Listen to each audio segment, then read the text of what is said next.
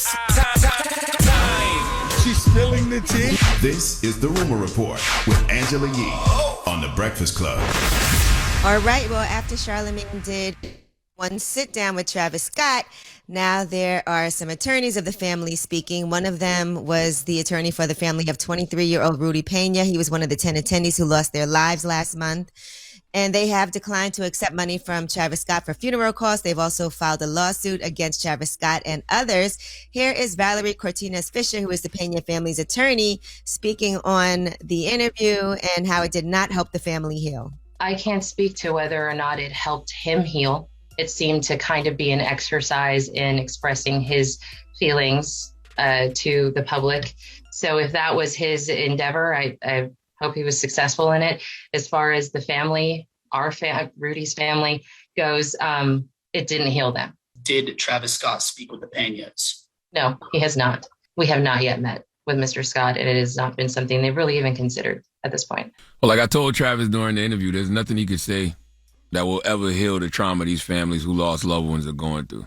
Not now, maybe not ever. Maybe later in life, but not right now. Here is attorney Valerie Cortines Fisher speaking on Pena's sister's reaction to the interview. In my discussions with the family, in particular, Jennifer, who's Rudy's sister, Jennifer Pena, her initial gut reaction and what she's kind of continued to feel as we've been talking about it throughout the day is that this person ultimately, regardless of what he is saying in a 51-minute sit-down chat, has a history of encouraging, promoting, seeking, inciting behaviors at his events that are dangerous, could potentially be life-threatening, and then were in fact life-threatening and took the life of her brother, Rudy. And as a flashback, here is what Travis had to say about whether or not he felt he incited violent behavior at Astroworld.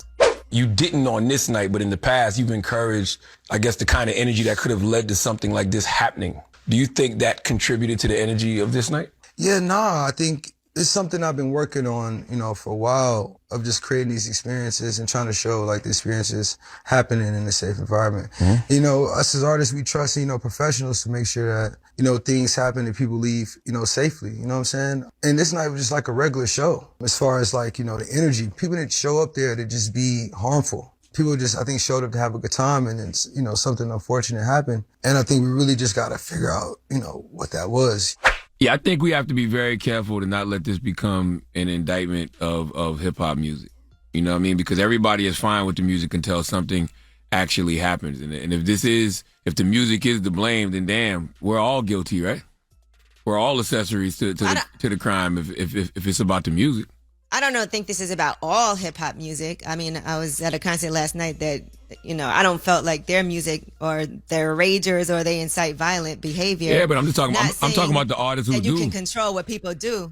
Yeah, I don't think you can control human behavior. I mean, listen, I grew up off crunk music. We watched 3 6 Mafia last week, performing songs like, I bet you won't hit a mother effer. And they actually fought on stage. You know what I mean?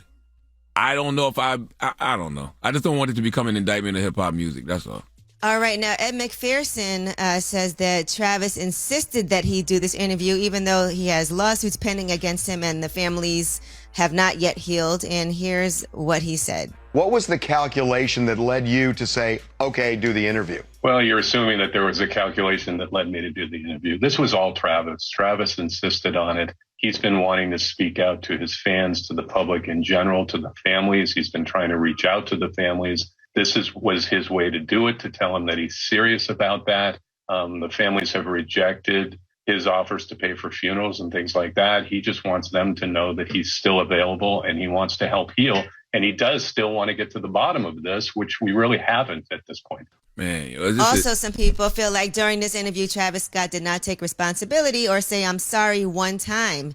Here's what Ed McPherson had to say about that. We've heard from one of the attorneys who's filed a lawsuit already, who says that this is exacerbating the pain because what they don't hear Travis saying is that he's taking responsibility for the lives that were lost. I don't think that's the case. I think Travis, when asked about responsibility, he said, look, we're responsible to get to help the victims heal, to help everyone heal, to help the city of Houston heal. and to get to the bottom of this whole thing to make sure it doesn't happen again. I think that is taking responsibility.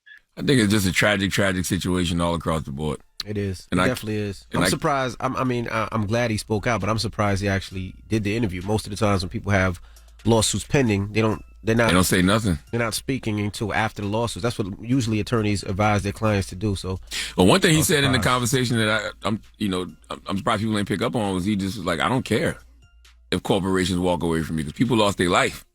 You know what I'm saying? He was like, I don't care if businesses walk away from me. This ain't about that.